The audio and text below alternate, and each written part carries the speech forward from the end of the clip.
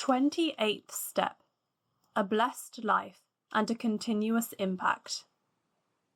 How often has a long life brought about so little, and how often has a short life brought about so much?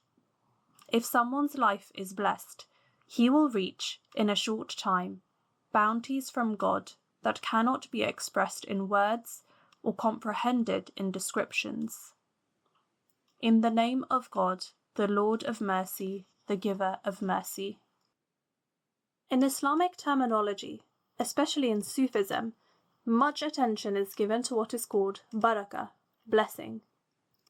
Blessing is defined as the divine good displayed in something.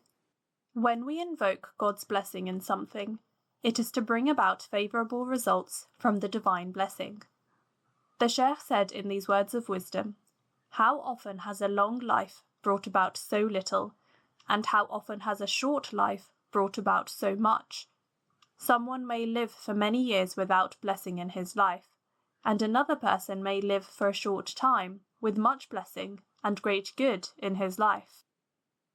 Then the Shaykh said, if someone's life is blessed, he will reach, in a short time, bounties from God that cannot be expressed in words or comprehended in descriptions. God's bounties in a blessed life are innumerable, even if it is short. We have a good example in the Prophet Muhammad's life, sallallahu alaihi wasallam.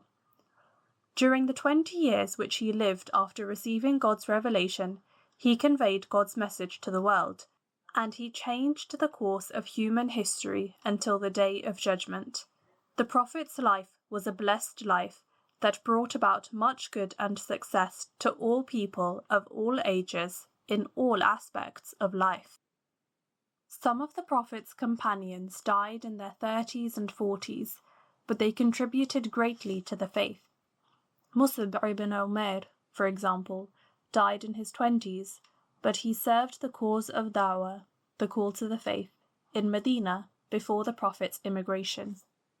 Abu Bakr al-Siddiq ruled the Muslims for 3 years only, but he founded a strong state and protected Islam against its many enemies at that time. Many Imams and scholars, such as Ash-Shafi, Abu Hamid al-Ghazali, and Ibn Qayyim al-Jawziyah, died in their 50s, yet they left behind dozens of influential books and thousands of students. Today, many centuries after their passing away, their knowledge and wisdom still benefits millions of people every day. Because God knows that we are far behind these great people, He placed His blessings, barakah, in certain times and places. For example, God filled the night of destiny with infinite blessings. Quran, Surah 97, Ayah 1-5. We have indeed revealed this message in the night of power, and what will explain to you what the night of power is. The night of power is better than 1,000 months. Therein come down the angels and the Spirit by God's permission, on every errand. Peace, this until the rise of morn. Worshipping God in this night is better than worshipping Him for 1,000 months other than this night. God also made Friday a blessed day. The hour before the dawn is a blessed hour. The early hours of the day are blessed by God. If you get up early, everything you do will be blessed, be it work, worship, sports, or anything else. God has also chosen some places to be more blessed than others. God says, Quran, Surah 17, Ayah 1, limitless in His glory is He who transported His servant by night from the inviolable house of worship at Mecca to the remote house of worship at Jerusalem, the environs of which we had blessed. Quran, Surah 3, Ayah 96. Behold, the first house ever set up for mankind was indeed the one at Makkah, rich in blessing, and a source of guidance unto all the worlds.